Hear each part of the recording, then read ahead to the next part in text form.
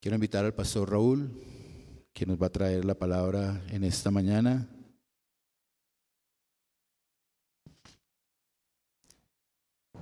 Quiero orar por él, pero antes él me ha dado el honor de que lea el texto que vamos a tener esta mañana. Por favor, les ruego que abran sus Biblias en el Evangelio de Lucas, capítulo 15.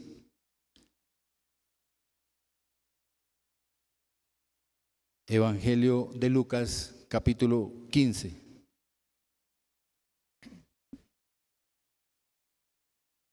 Dice la palabra del Señor: todos los recaudadores de impuestos y los pecadores se acercaban para oír a Jesús. Y los fariseos y los escribas murmuraban: este recibe a los pecadores y come con ellos. Entonces Jesús les dijo esta parábola: ¿qué hombre de ustedes, si tiene 100 ovejas y una de ellas se pierde, no deja las 99 en el campo y va tras la que está perdida hasta que la haya? Al encontrarla, la pone sobre sus hombros gozoso.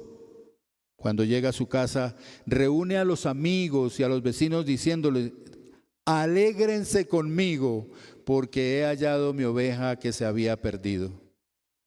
Les digo que de la misma manera habrá más gozo en el cielo por un pecador que se arrepiente que por 99 justos que no necesitan arrepentimiento. ¿O qué mujer, si tiene 10 monedas de plata y pierde una moneda, no enciende una lámpara y barre la casa y busca con cuidado hasta hallarla? Cuando la encuentra, reúne a las amigas y vecinas diciendo: alégrense conmigo, porque he hallado la moneda que había perdido. De la misma manera, les digo, hay gozo en la presencia de los ángeles de Dios por un pecador que se arrepiente. Jesús añadió: cierto hombre tenía 2 hijos, y el menor de ellos le dijo al padre: Padre, dame la parte de la hacienda que me corresponde. Y él le repartió sus bienes. No muchos días después, el hijo menor, juntándolo todo, partió a un país lejano y allí malgastó su hacienda viviendo perdidamente.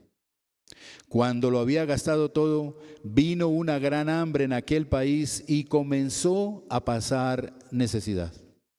Entonces fue y se acercó a uno de los ciudadanos de aquel país, y él lo mandó a sus campos a apacentar cerdos.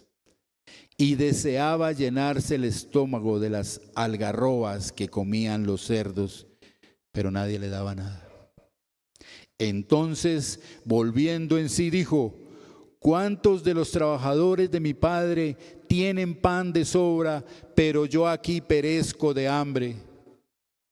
Me levantaré e iré a mi padre y le diré: Padre, he pecado contra el cielo y ante ti.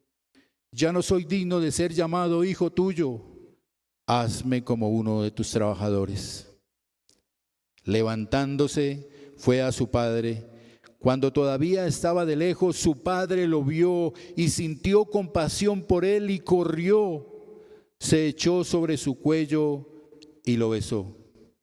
Y el hijo le dijo: Padre, he pecado contra el cielo y ante ti. Ya no soy digno de ser llamado hijo tuyo. Pero el padre dijo a sus siervos: pronto, traigan la mejor ropa y vístanlo. Pónganle un anillo en su mano y sandalias en los pies. Traigan el becerro engordado, mátenlo y comamos y regocijémonos, porque este hijo mío estaba muerto y ha vuelto a la vida. Estaba perdido y ha sido hallado. Y comenzaron a regocijarse. Su hijo mayor estaba en el campo, y cuando vino y se acercó a la casa, oyó música y danzas. Llamando a uno de los criados, le preguntó qué era todo aquello. Y él le dijo: tu hermano ha venido y tu padre ha matado el becerro engordado, porque lo ha recibido sano y salvo. Entonces él se enojó y no quería entrar. Salió su padre y le rogaba que entrara. Pero él le dijo al padre: mira, por tantos años te he servido y nunca he desobedecido ninguna orden tuya, y sin embargo, nunca me has dado un cabrito para regocijarme con mis amigos.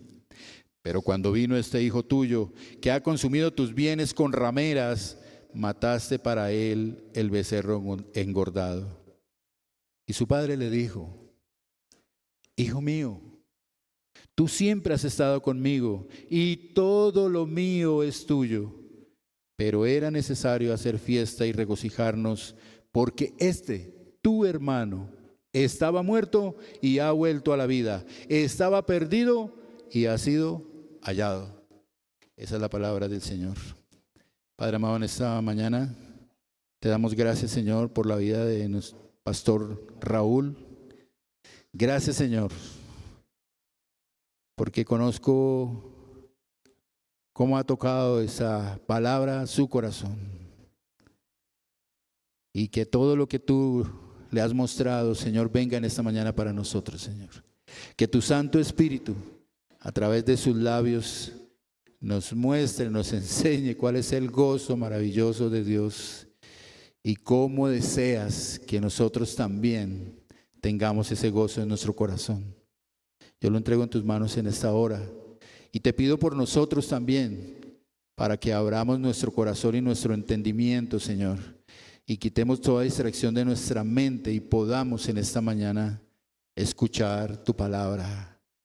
Te lo rogamos, Señor, en el nombre de Jesús. Amén. Amén. ¿Qué les parece, mis hermanos?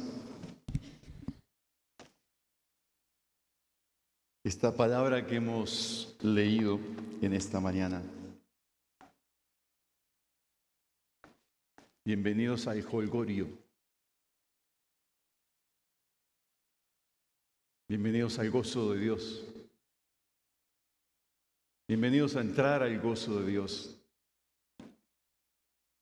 Yo vengo de una tierra de la nostalgia. Por eso amo tanto Colombia.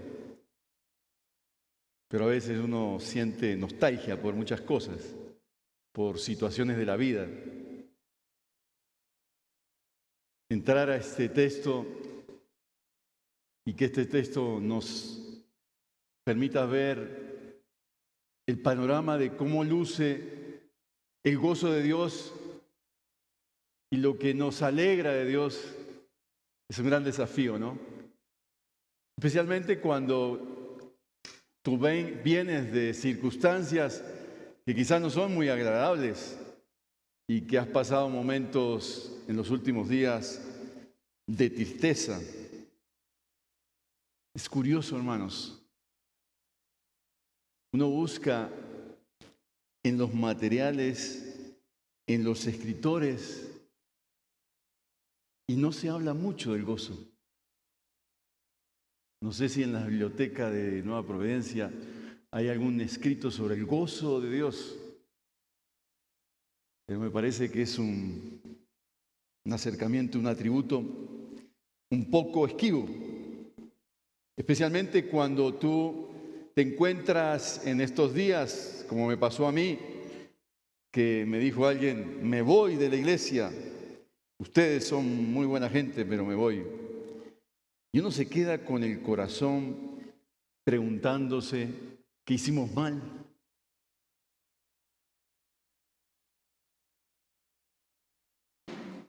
La primera pregunta que yo me hago es: ¿qué tipo de cristianismo estoy comunicando con mi estilo de vida? Que resulta tan poco atractivo para las personas de mi entorno. Me encontré con un escrito de Martin Lloyd-Jones, un escritor inglés, predicador inglés, ministro de la Abadía de Westminster. En el año 1964 él decía esto: la mayor necesidad de nuestro tiempo, escuchen esto, la mayor necesidad de nuestro tiempo es una iglesia avivada y gozosa. Nada es más importante, dijo Martín Lloyd, que el hecho de que debamos ser librados de una condición que le da a las personas que nos miran la impresión de que ser un cristiano es un medio para ser infeliz, para estar triste. Que un cristiano es alguien que desprecia los deleites y, como dije al empezar, el jolgorio. Las personas cristianas muchas veces parecen estar perpetuamente faltos de acción, dice Martin Lloyd-Jones. Muchas veces dan esta apariencia de infelicidad y falta de libertad y ausencia de gozo. No hay duda, dice él, de que esta es la razón principal por la que muchas personas han dejado de estar interesadas en el cristianismo. ¿Das impresión de falta de gozo? ¿De ceño fruncido? ¿Es eso lo que tú comunicas a tus compañeros de trabajo, tu compañero de estudio, tus familiares, tus amigos, tus vecinos? ¿Por qué entonces vivimos tan ajenos de este gozo? Si Dios es la fuente de gozo, ¿por qué vivimos tan ajenos a este gozo? Durante mi primera infancia yo crecí en un hermoso pueblo. Yo lo visité después de muchos años y no era tan hermoso. Pero cuando uno vive una infancia más o menos feliz, lo de la infancia es lo más hermoso, ¿no? Yo recuerdo en esa primera infancia, 6, 7 años, estar asomado detrás de mi ventana, viendo enfrente de mi casa una iglesia evangélica. Había sido recién inaugurada. Yo vi cuando empezaron las carpas y cuando empezaron a traer personas allí. Yo vi crecer esa iglesia con mi hermano. Asistíamos con mi hermano a un tiempo de donde pasaban películas, y allí estaba con mi hermano los domingos en la tarde viendo películas. Pero honestamente yo he estado pensando, ¿por qué ese gozo de mis hermanos, de mis vecinos allí, no se comunicaba o no se expandía a los vecinos? No recuerdo una sola vez que me hayan predicado el Evangelio cuando era niño.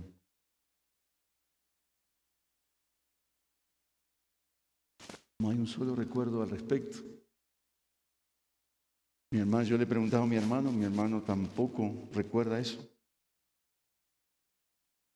¿Por qué tenemos miedo de transmitir el gozo del Señor? ¿Por qué no lo vivimos? Parece que el gozo está aquí adentro, o en estas 4 paredes, o en los cantos, pero no está en la vida, no se transmite a la vida.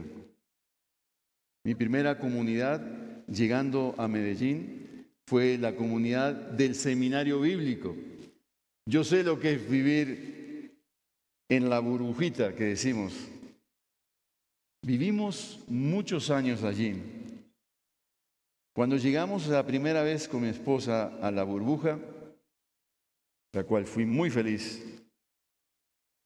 veníamos de años difíciles con mi esposa en el ministerio, más mi esposa que yo. Casi que diríamos que habíamos perdido la sonrisa. Así que descargamos las maletas, nos empezamos a ubicar en una casa grandísima que nos dieron, y desarmando las maletas que habíamos traído del viaje, yo de repente escucho una lora reírse a carcajadas. Y yo en Uruguay casi no hay loras, no las escucho mucho. En la costa seguramente algunos de la costa aquí o aquí han escuchado loras reírse a carcajadas. Y luego escucho a la dueña de la lora reírse a carcajadas. Y después me doy cuenta que la dueña de la lora era la profe de griego, que nos hizo llorar mucho en clase. Pero esta mujer se reía a carcajada limpia. Y eso fue lo que a mí me impactó en un seminario. Se ríen a carcajada limpia. El gozo de Dios, hermanos, está en toda la Biblia.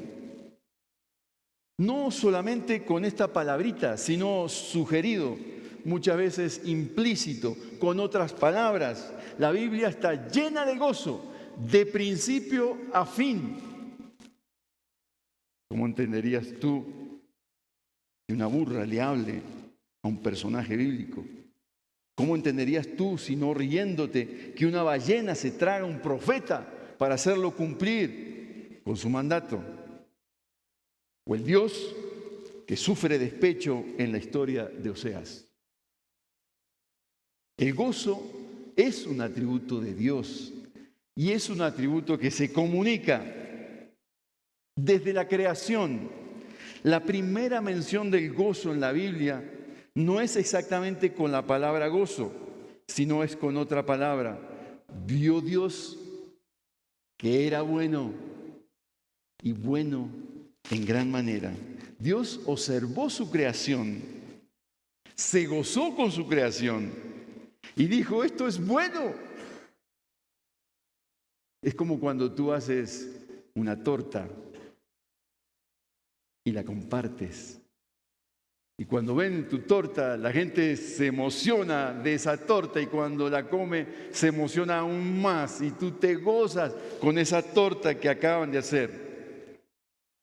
En Deuteronomio 28:63 dice el Señor, así como Dios se gozaba en haceros bien y en multiplicarlos, así se gozará el Señor en arruinarlos y en destruirlos y seréis arrancados de sobre la tierra a la cual entráis para tomar la posesión de ella. Esa es la perspectiva del gozo. Al visitar esta parábola, hermanos, nos encontramos con una parábola, con una sola parábola en 3 incidentes. Normalmente uno la ve como la parábola del hijo pródigo, ¿no? Y se olvida de las otras 2. Pero resulta que están enganchadas las 3. La parábola de la oveja, la parábola de la moneda que se perdió y la parábola de los hijos perdidos. El gozo de Dios, la alegría de Dios, la complacencia de Dios, como decía el Salmo 147 que leímos. Al igual que cuando hablamos de la ira de Dios, nos cuesta ver a un Dios que se ríe, que se goza, que se ríe a carcajada,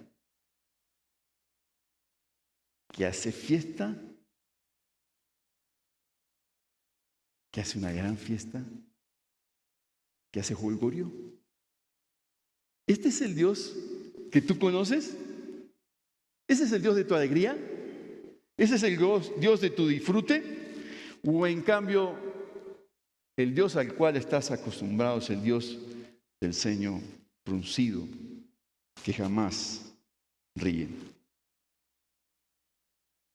Al leer esta parábola, desde la perspectiva de Dios, del gozo de Dios, tienes que tener en cuenta que en cada imagen hace como un resumen. Verso 7, les digo que de la misma manera habrá más gozo en el cielo por un pecador que se arrepiente que por 99 justos que no necesitan arrepentimiento. Verso 10, de la misma manera le digo que hay gozo en la presencia de los ángeles de Dios por un pecador que se arrepiente. Y verso 32, pero era necesario hacer fiesta, regocijarnos, porque tu hermano estaba muerto, ha vuelto a la vida, estaba perdido y ha sido hallado. Lo que quiero mirar en esta parábola es para quién está dirigido, los auditorios. Hay 3 auditorios acá. En primer lugar, el auditorio del ceño fruncido, el auditorio perdido de Dios. y el auditorio que entra a la fiesta de Dios. Auditorio ceño fruncido, auditorio perdido y auditorio que entra a la fiesta de Dios. Al empezar el capítulo 15 se nos dice en los primeros 2 versos que allí estaban 2 grupos de personas, los recaudadores de impuestos y los pecadores, por un lado, sentados escuchando al maestro, y los del ceño fruncido que ya venían en varias jornadas acompañando a Jesús, criticando a Jesús, los fariseos y los escribas, los que murmuran y hacen este comentario: este recibe a los pecadores y come con ellos. Lo curioso es que Jesús ha comido con los fariseos. Si tú ves desde el capítulo 14, verso 1, que se dice que Jesús entra a comer en casa de uno de los principales de los fariseos, ellos lo estaban observando cuidadosamente.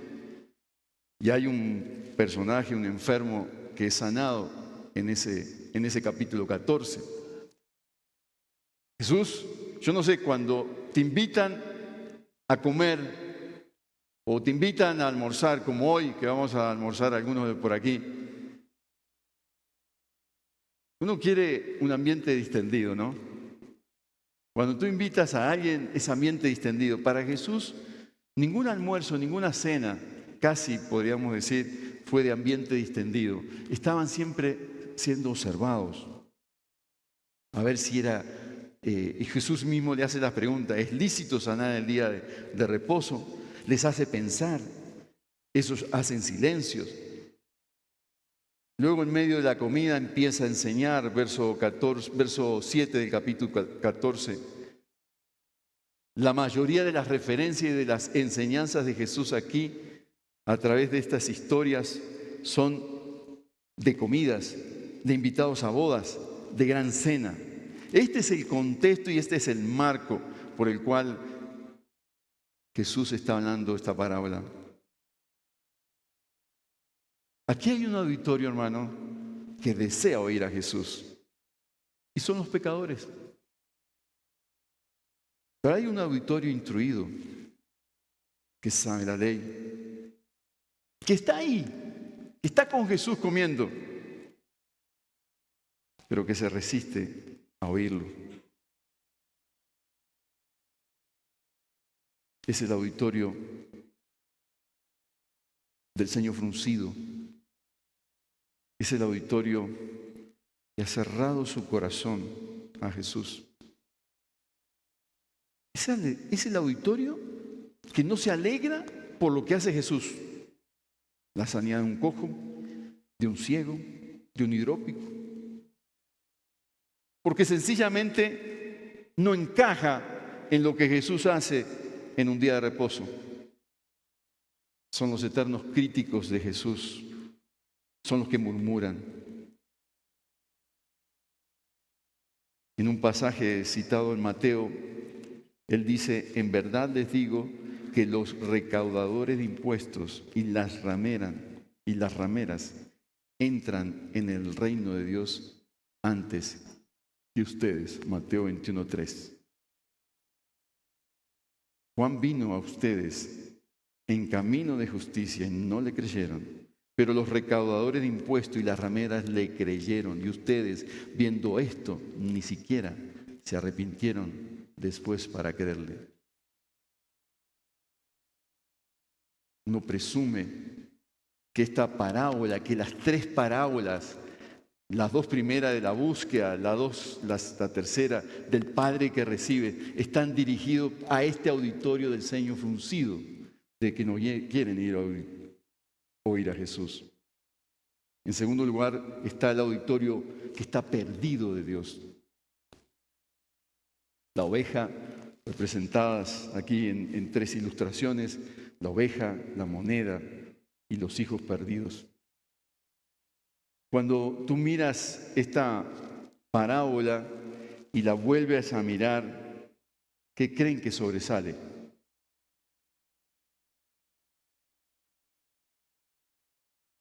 ¿Qué creen que sobresale?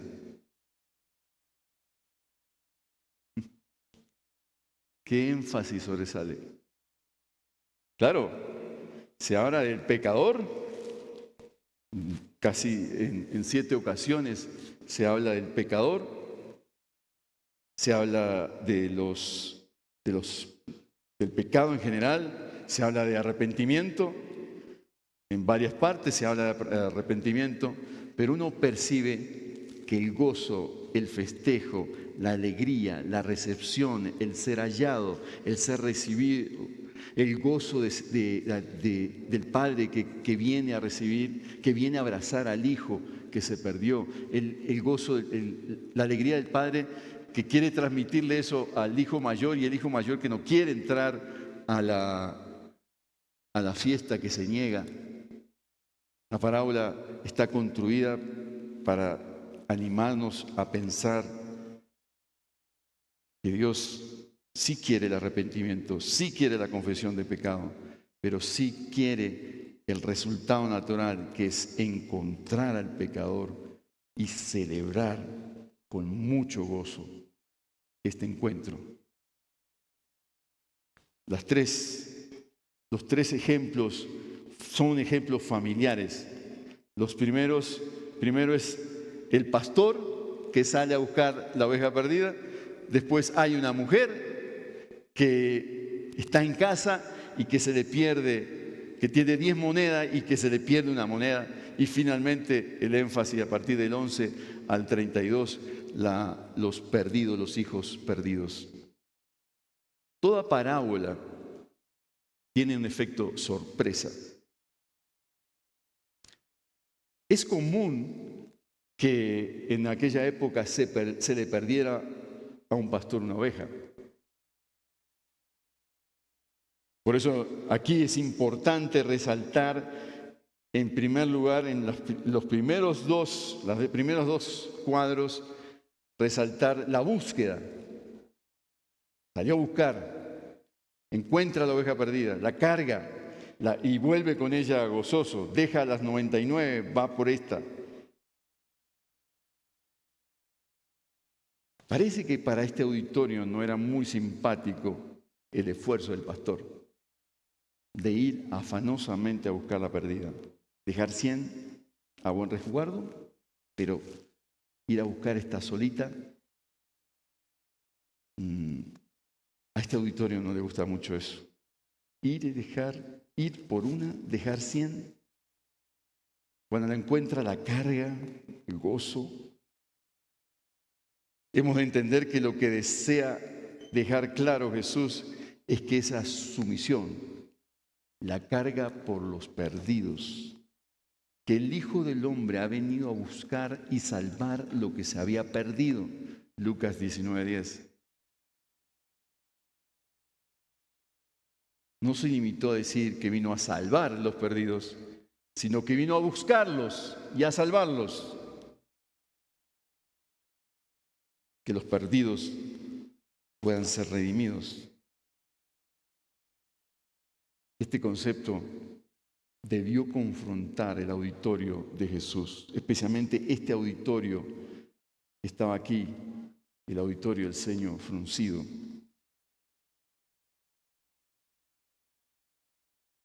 Este auditorio pensaba que uno debe aislarse, que uno no debe tener contacto con el pecador, porque eso lo hace inmundo, contaminado. Por eso, esa visión de Jesús sentándose con un pecador, dejando que una mujer derrame un frasco de perfume, como en otra ocasión, era tan rara para ellos. Era tan raro que Jesús hiciera ese esfuerzo de búsqueda.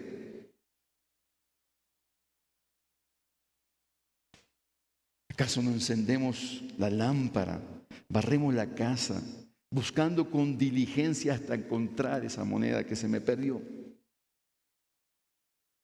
Ese trabajo arduo de una mujer, que eso también es efecto sorpresa en este auditorio masculino, hasta encontrar. Es el mismo principio con la oveja perdida. Pero definitivamente lo que no les cuadra a este auditorio del ceño fruncido, lo que hace el padre.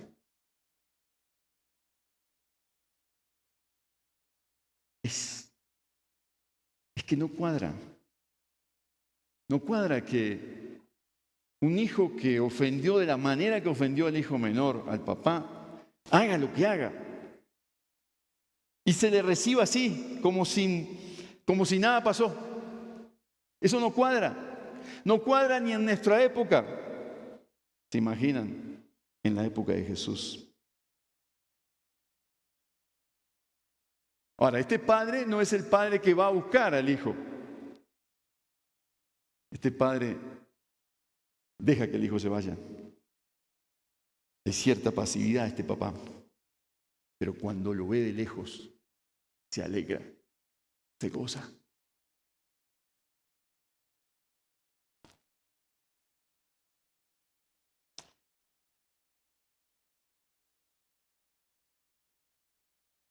Por esta razón que algunos han llamado a esta parábola la parábola del Dios pródigo, Keller, Timothy Keller, entre otros. En el sentido de que este es el papá que hace el gasto, que se gasta.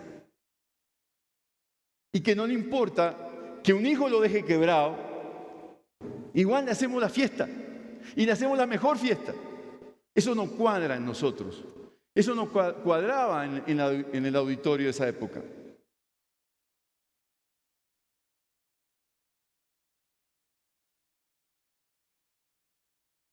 No cuadra. La acción de este padre no nos cuadra. Es que hay que recriminarle. Es que hay que decirle. Hay que reclamarle. Pero también en esta parábola, hermanos, está la concepción de lo perdido o del perdido. Aquí hay dos perdidos. No solo el menor perdido, que fue evidentemente perdido, que se va fuera de casa, que se va de la cobertura de papá, de la familia, se va lejos, sino del que se queda dentro de casa, que también está perdido. Yo no sé cuántos hay aquí hijos menores y no les quiero preguntar así abiertamente, pero ¿cuántos perdidos hay? ¿Cuántos hijos menores perdidos hay acá que se sienten identificados con este perdido que va por el placer, que se va de casa para vivir fuera de la cobertura de papá? Este menor perdido, este hijo perdido, es egoísta, es orgulloso, afrenta al papá, desafía la autoridad del papá, dame mis bienes. Es indecoroso con el papá, porque lo trata como si ya estuviera muerto. Es difícil partir bienes en vida. Algunos lo hacen y les va bien, pero no siempre es así. Especialmente en este caso. Porque este hijo tiene un concepto terrible de la autoridad paterna. No solo que se va de casa, sino que dilapida todo. Lo pierde todo. Se queda sin nada.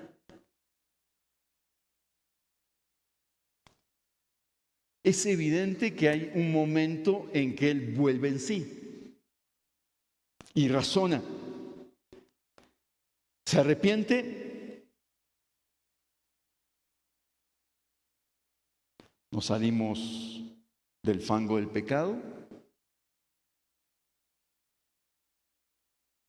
La pregunta es si este hijo entendió la magnitud de lo que hizo. Y hay una parte que él dice: Padre, él hace cálculo, ¿no? En la casa de mi padre los jornaleros viven muy bien y yo aquí estoy comiendo la comida de los cerdos, que eso era muy humillante para un judío. Entonces él empieza a hacer cálculos. Le voy a decir a mi papá: Padre, he pecado contra ti y contra el cielo.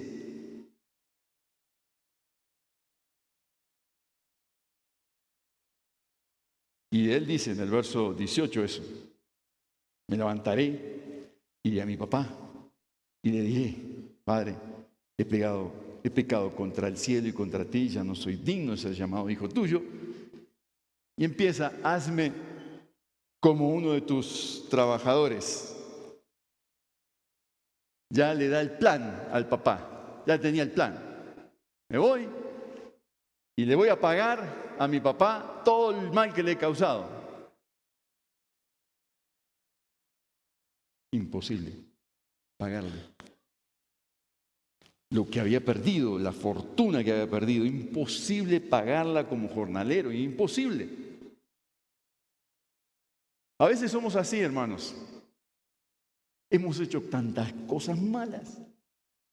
Venimos de semanas donde venimos enredados con negocio, con cosas turbias. Y pretendemos: voy a hacer tal cosa, a ver si quedo bien con mi papá. Y es imposible. Lo único que puedo hacer es: Padre, he pecado contra ti y contra el cielo. Perdóname. Porque no podemos hacer nada en nuestro esfuerzo. El mayor perdido, ¿en qué está perdido? Es el hijo de casa, ¿no? Es el hijo mayor. He intentado decirle: levanten la mano a los hijos mayores acá, pero no. El hijo mayor está tranquilo en casa. Es el hijo bueno. Es el hijo de ejemplo. Nunca se ha ido de casa. Es obediente al papá.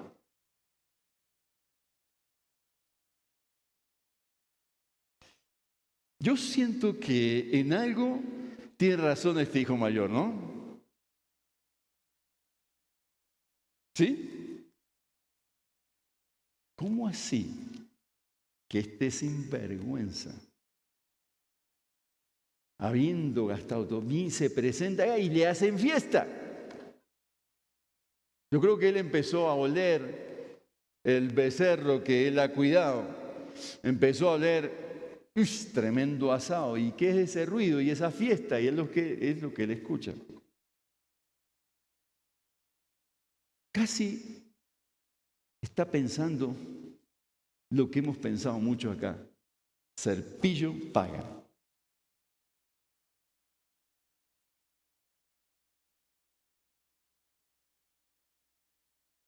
¿De qué se trata esto, papá?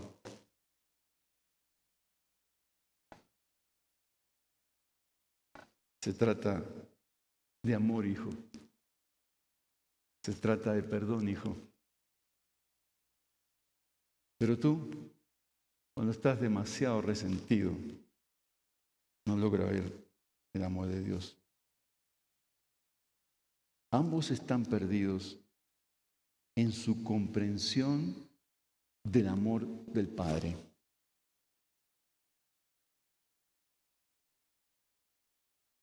Nosotros muchas veces estamos así de perdidos. Antes de conocer al Señor, no logramos ver la dimensión de nuestro fracaso, nuestra relación con Dios. Pensamos que podemos encontrarnos con Dios, corregir algunas cositas que están mal, que podemos acercarnos a Dios si obramos de determinada manera. Al final, como decía la canción, amor sin condición. Pero somos personas donde las obras nos persiguen, mis hermanos. Queremos hacer algo. Esto que se da tan gratis, no. Tengo que hacer algo.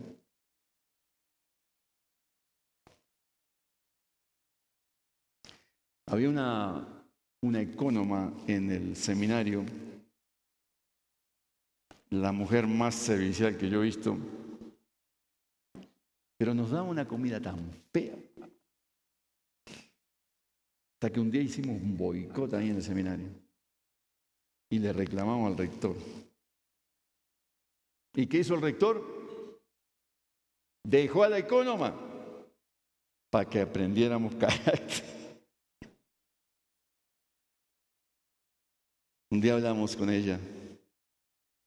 ¿Y por qué tú sirves tanto? ¿Por qué tú te agotas?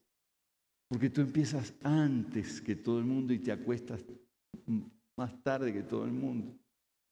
¿Qué hay en tu corazón que no está sano?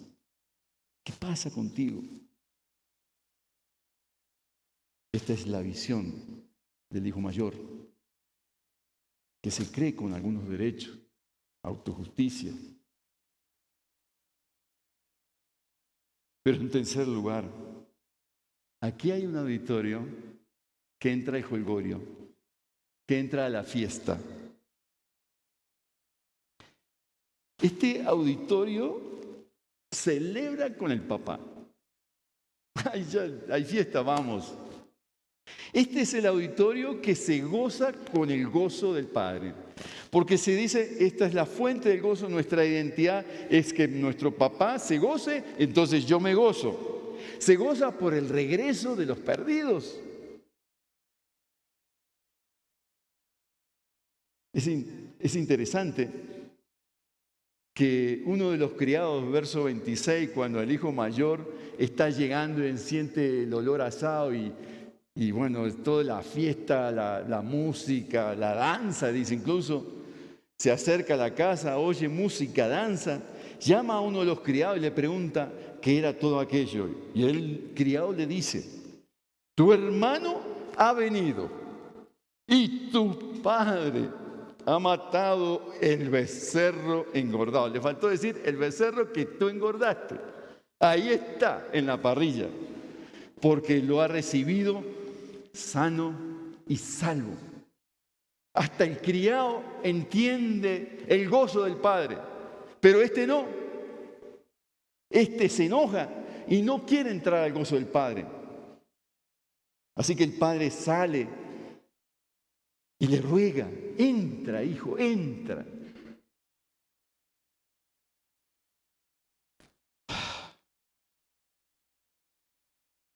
Este es el Dios pródigo, hermano. Este es el Dios que gasta en nosotros. A veces a mí me ha costado entender esto, hermano. Que este es el Dios que gasta su fortuna en mí. No, que tengo que hacer algo para Dios. No, no tienes que hacer nada. Tienes que disfrutar la fiesta del Padre. Es el Dios que se prodiga en dar, en amar, en perdonar, en admitir, en celebrar, no importa lo que hayas hecho. Por eso es el Dios que se sienta con el pecador, con el arrepentido. No importa lo que hayas hecho.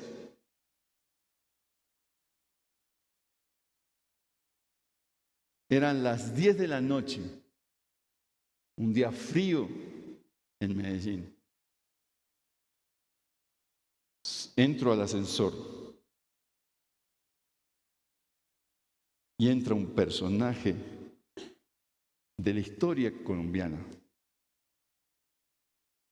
que le decían Popeye. Yo lo miro. Yo sabía que le habían testificado en la cárcel ya. Y él me trata tan amable que yo no pude decirle nada. Encima 14 pisos con este personaje.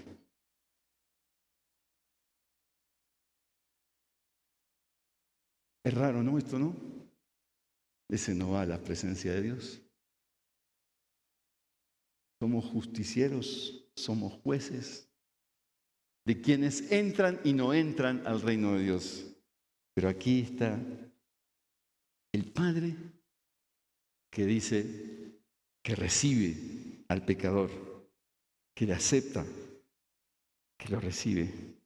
Es curioso, hermanos, que cuando el hijo menor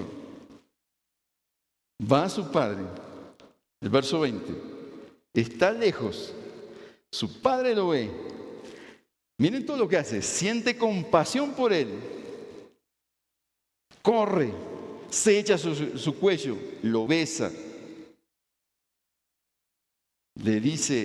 el chico le dice, Padre, he pecado contra el cielo, ante ti ya no soy digno de ser llamado hijo tuyo. ¿Qué seguía? En los planes del hijo menor, ¿qué seguía? Padre, recíbeme como tu jornalero, quiero pagarte lo que he hecho mal. El padre no le deja decir eso.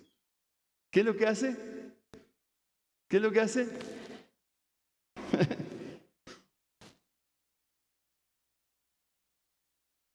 Dijo a sus siervos, pronto, vengan, vístanlo, pónganle las mejores ropas, pónganle el anillo, sandalias, traigan el becerro engordado, mátenlo, comamos, regocijémonos. Ese es nuestro Dios, hermanos, que recibe al pecador, al que estaba muerto, que ha vuelto a la vida, al que está perdido y ha sido hallado. Y comienza el jolgorio, comienzan a regocijarse.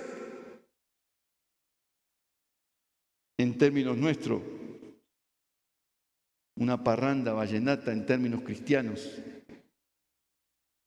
un festejo, canto, gozo, alegría, fiesta, comamos, bebamos. Tantos años te he servido, papá. Nunca te he desobedecido ninguna orden tuya. Sin embargo, nunca me has dado un cabrito para regocijarme con mis amigos.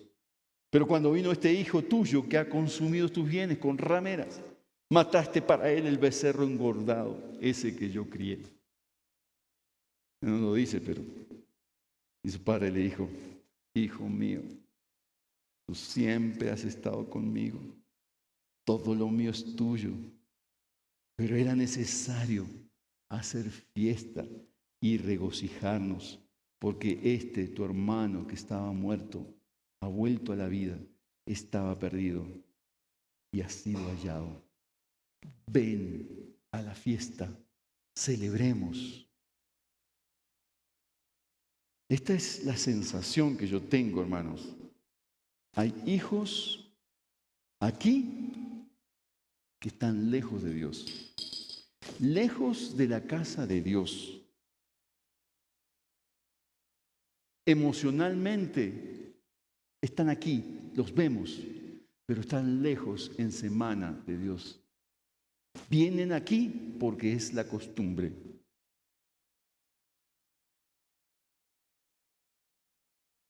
¿Por qué estás lejos? Tú responderás la pregunta. ¿Por qué estás distanciado de este Padre? ¿Estás luchando con ser un buen hijo?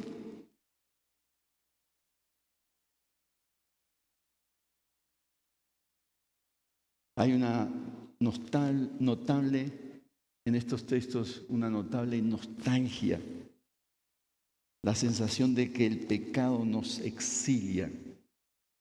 Pero aquí tenemos el ofrecimiento del retorno, tanto para el hijo que está fuera de casa y regresa, como el que está dentro de casa y no quiere entrar a la fiesta.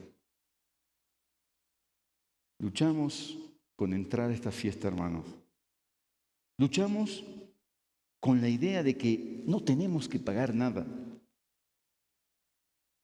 Alguien dijo que la raza humana es una banda de exiliados que intenta volver a casa. Hogar es donde cuando te vas, aún por mucho tiempo, puedes llegar en cualquier momento sin avisar. El problema es que muchas veces no queremos regresar porque hay una muralla que se nos impide, que se llama pecado. Tanto el pecado del placer tanto el pecado de la autojusticia que nos deja entrar. Así vivimos desde que nos echaron del hogar del Edén, donde vivíamos en comunión con Dios. La buena noticia es que el Padre Celestial, por los méritos de Jesús, nos permite entrar en todo tiempo a esta fiesta, la fiesta mayor.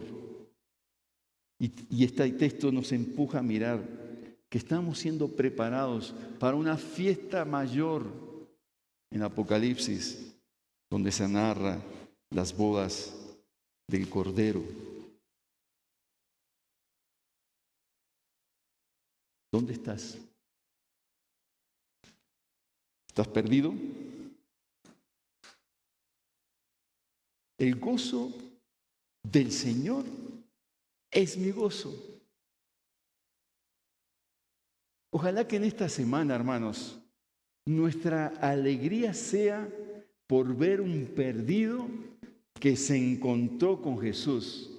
Quizás hoy hay un perdido aquí que se quiere encontrar con Jesús. Y eso es motivo de gozo y de alegría. Hermanos, qué especial es cuando un amigo, un compañero de trabajo, un compañero de estudio, un familiar, viene a la presencia de Dios y se encuentra con Jesús. ¡Qué alegría! Esa es la alegría de este texto. Esa es la buena noticia. Es la buena noticia desde el cielo. Con los ángeles está el Señor gozándose.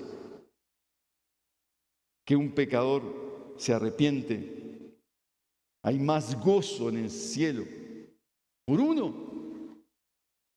Si aquí hay uno hoy, Dios se goza y nosotros contigo, porque esta es una fiesta comunal, es una fiesta de la iglesia. La iglesia debe gozarse por los perdidos que se encuentran con el Padre Celestial y se arrepienten de sus pecados. En Hechos 13, 32, dice, los discípulos estaban llenos de gozo. ¿Y de qué? Y del Espíritu Santo. Cuando yo estoy lleno de gozo y lleno del Espíritu Santo, mi gozo, mi satisfacción es Jesús, mi fuente de todo gozo. ¿Lo es para ti en esta mañana? Es Jesús, es el Señor, la fuente de tu alegría, de lo que eres, de tu identidad. ¿Disfrutas eso?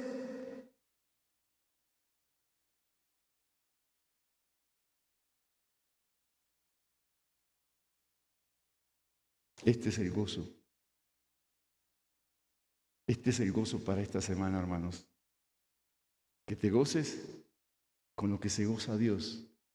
Que te goces en la presencia del Espíritu Santo. Que te llenes de gozo, de alegría. El llamado del Señor es a regocijarnos y a regocijarnos siempre, como dice Filipenses 4. Y el llamado de atención de Pablo allí es para dos personas que estaban peleándose. En medio del conflicto y de la pelea, gózate, regocíjate con el Señor. En medio de las situaciones de la vida, regocíjate, gózate con la presencia del Señor. Gózate, porque hay un perdido que entra al gozo del Señor.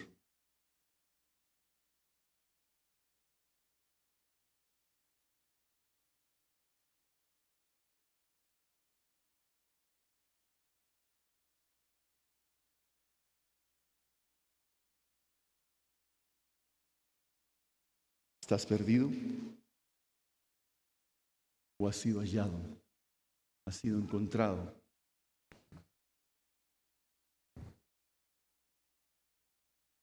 ¿Estás gozando del gozo de Dios?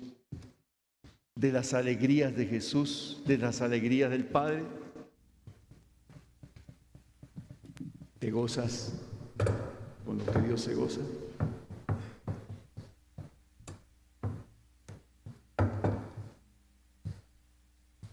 Padre Celestial,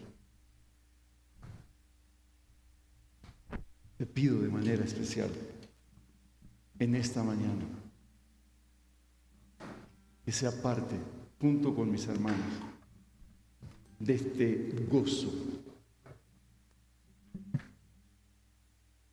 Que tu presencia en nuestras vidas sea tal que eso contagie a los vecinos que escuchan de lejos la alegría de este pecador arrepentido.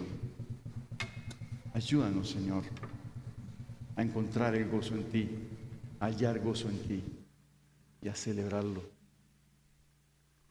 a disfrutarlo. Te pido esto, Señor, porque tú eres Dios pródigo, Dios bueno, Dios generoso, Dios abundante. Te pido esto, Señor. Te pido tu presencia en nuestras vidas y el gozo del Espíritu Santo en nuestras vidas. Para gloria de tu nombre y para anunciar a las naciones que tú eres el Dios Padre que llama al arrepentimiento y al perdón. Amén.